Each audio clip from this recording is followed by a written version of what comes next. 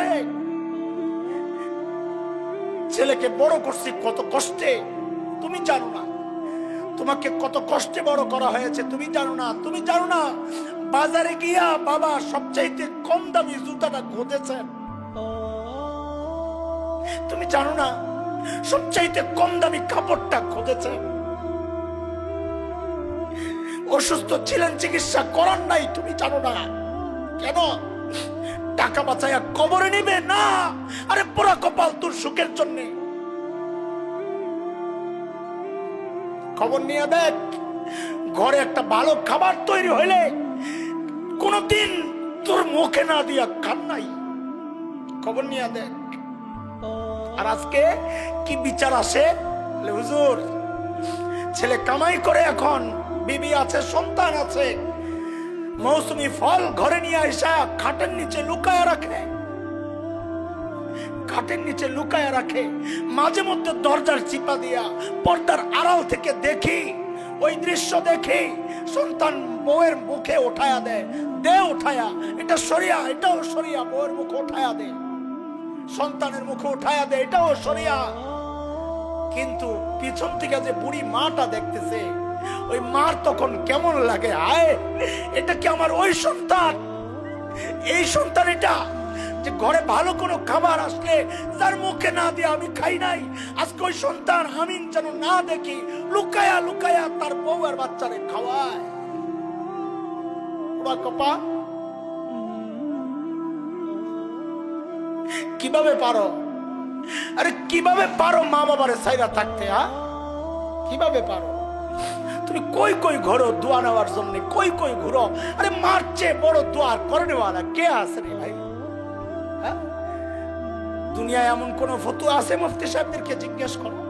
এমন কোন হাদিস আছে যে পীর সাহেব অসন্তুষ্ট তো তুই জাহান্নামী, পীর সাহেব সন্তুষ্ট তুই জান্নাতি, শ্বশুর সন্তুষ্ট তুই জান্নাতি, শ্বশুর শাশুড়ি অসন্তুষ্ট তুই জাহান্নামী, বিবি অসন্তুষ্ট তুই জাহান্নামী? আছে কোন হাদিস? একজন সন্তানের জন্য মা বাবার মুখ দিয়ে এই কথাটা বের করা, এর চেয়ে বড় নিয়ামত আর কি হইতে পারে? আলহামদুলিল্লাহ, আলহামদুলিল্লাহ, আলহামদুলিল্লাহ, আল্লাহ শুকর, আল্লাহ শুকর, আমার বাবার মুখ দিয়ে এই কথা বের করেছেন আল্লাহ, আমার মায়ের মুখ দিয়ে এই কথা আল্লাহ বের করেছেন, আলহামদুলিল্লাহ। আমার বাবা আমার চাচাকে বলেছেন, আমার এই হাসানের দায় আমি পরিশোধ করতে পারবো না। আমার বাবা বলেছেন, আমার মা বলেছেন আমার বোনদের কাছে, আপনজনের কাছে, যে আমার ছেলের দায় আমি দিতে পারবো না। দেওয়া লাগবে না, বস যথেষ্ট, এটাই আমার সম্বল মালিকের সামনে। এরে ভাই, মা বাবা কি জিনিস বুঝবা না, বুঝবা না, চলে গেলে বুঝবা।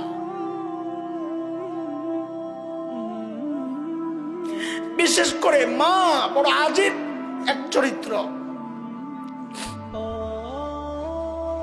মাহফিল শেষে যখন ঘরে ফিরতাম, অধিকাংশ সময় তো ভোর রাতে ফিরতাম তাহাজ্জুদের ওয়াক্তে, আয় ঘরে যায় দেখতাম বিবি ঘুমায়, ছেলে ঘুমায়, মেয়ে ঘুমায়, একজন মানুষ জেগে আছেন, জায়নামাজ বিছায়া বসে আছেন। কে? মা। বাবাকে হারাইছি বহুদিন আগে, তখন ঘর থেকে বের হই না বেশি, আরো 13 বছর প্রায়। জায়নামাজে বসা, জিজ্ঞেস করতাম মা ঘুম আসে না, ঘুমান না? কি জবাব দিতেন? এই মা কি জবাব দিতেন? মা জবাব দিতেন, বাবারে যতক্ষণ বাহিরে থাকো ঘুম তো আসে না। এর নাম মা। হাতে পায়ে ধরে নিজের দুনিয়া বরবাদ করো না, হাতে পায়ে ধরে নিজের জান্নাত আখিরাত বরবাদ করো না, করো না। নিজের জান্নাত বানাও। নবী বলেছেন, হুমা জান্নাতুকা ওয়া নারুকা, মা বাবাই তোমার জাহান্নাম, মা বাবাই তোমার জান্নাত। মা বাবা খুশি, ঈমান ঠিক আছে তো আল্লাহ জান্নাত দিবেন। মা বাবা নারাজ, ঈমান ঠিক থাকলেও আমল থাকলেও জাহান্নাম, নবী বলেছেন। সুযোগ কই পাইবা বলো? হারায় গেলে সুযোগ কই পাইবা?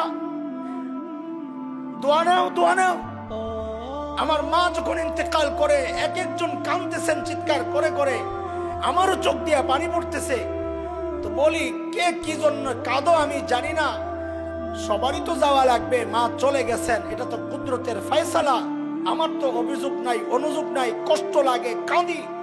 কিন্তু আমি কাঁদতেছি ভিন্ন কারণে, যাহারে আমার জন্য মালিকের দুয়ারে হাত পাতার জন্য তো আমি সবচাইতে গুরুত্বপূর্ণ জায়গাটা হারায় ফেলছি। তুমি পীরের কাছে যাও দোয়া নেওয়ার জন্য হাদিয়া নিয়া, তুমি তোমার উস্তাদের কাছে যাও, শ্বশুরের কাছে যাও হাদিয়া নিয়া। এইরকম অভিযোগও আসে আমাদের কাছে, পোড়া কপাল, আরে পোড়া কপাল, এইরকম অভিযোগও আসে। ছেলেকে বড় করছি কত কষ্টে, তুমি জানো না। তোমাকে কত কষ্টে বড় করা হয়েছে তুমি জানো না। তুমি জানো না বাজারে গিয়া বাবা সবচাইতে কম দামি জুতাটা খুঁজেছেন। তুমি জানো না সবচাইতে কম দামি কাপড়টা খুঁজেছেন।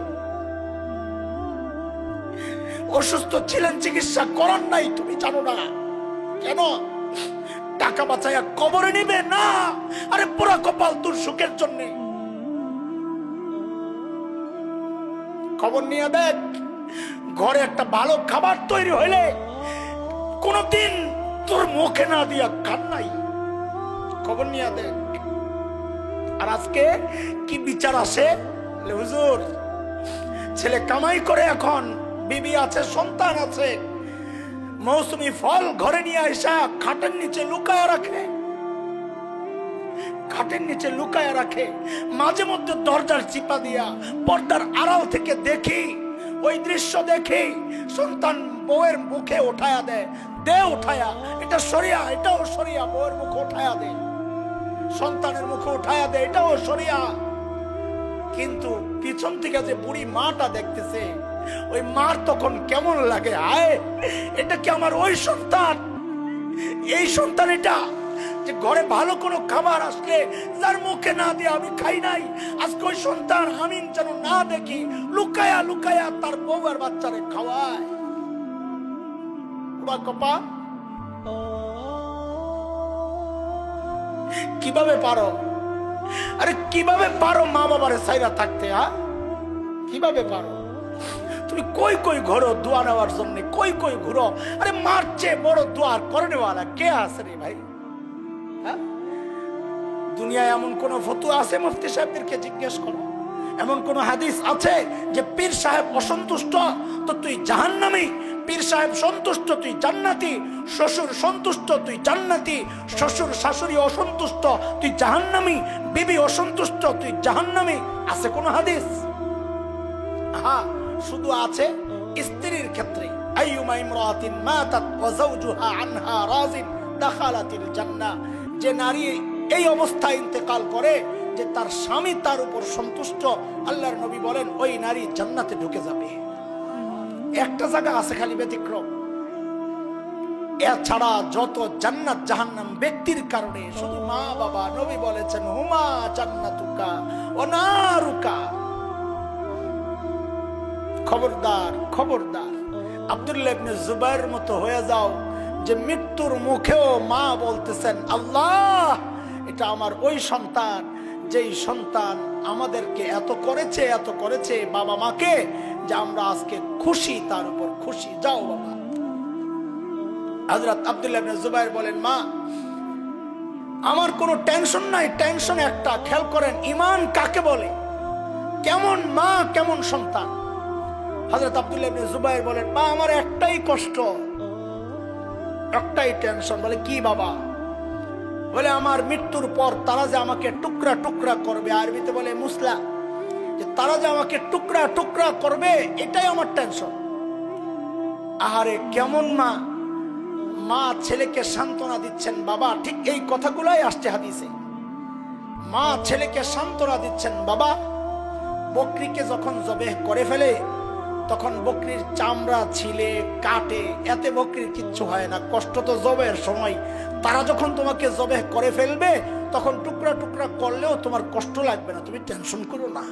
এই মালিক কেমন মা, কেমন মা! আদব টিভি, ইসলামের বাণী প্রকাশে অঙ্গীকারবদ্ধ।